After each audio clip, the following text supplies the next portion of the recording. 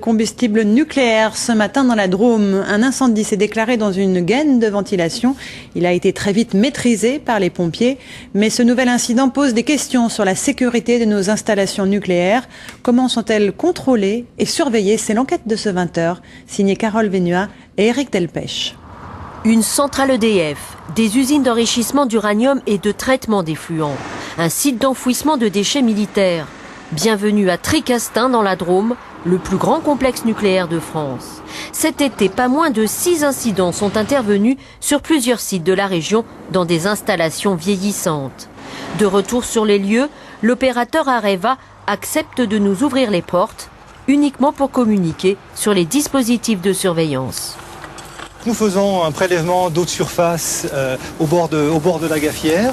Ce point fait partie des 140 points de contrôle du réseau de surveillance environnementale exploité par Areva sur le site de Tricastin.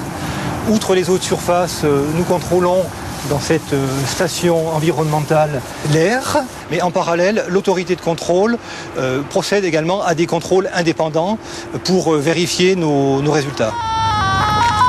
Malgré ces informations rassurantes, à l'autre bout du site, sur l'espace public, le compteur Gégère du président de la CRIRAT s'affole.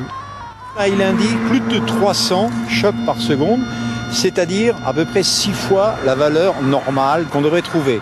Donc ce qui veut bien dire qu'il y a une anomalie radiométrique ici, qui est liée évidemment à ce qu'on peut trouver derrière le grillage, sans doute dans ces cuves, dans ces tumulus de terre, etc., qui montrent que la situation n'est pas normale. La filière nucléaire française est pourtant la plus surveillée au monde, affirment les hauts responsables de l'atome. Sa sécurité repose sur un double contrôle interne et externe. Les 121 installations, centrales électriques, traitement de combustible et stockage de déchets, font l'objet de 800 contrôles par an pour 200 inspecteurs de l'ASN, l'autorité de sûreté nucléaire indépendante depuis 2006. Le site de La Hague, dans la Manche. Pour la première fois, une caméra est autorisée à filmer une inspection.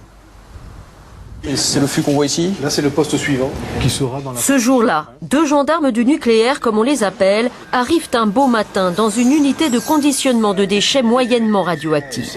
Cette visite devait être inopinée, elle a dû être annoncée en raison de notre présence. Pourquoi il y a des fûts par terre là?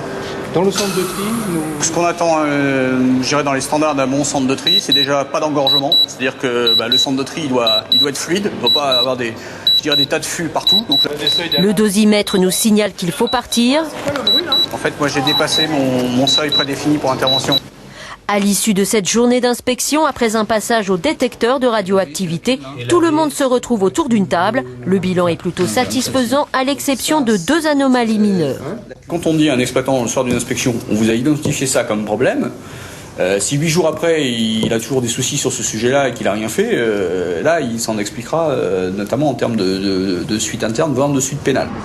Les incidents du Tricastin et de Romans-sur-Isère ont pourtant révélé une défaillance dans les dispositifs de contrôle.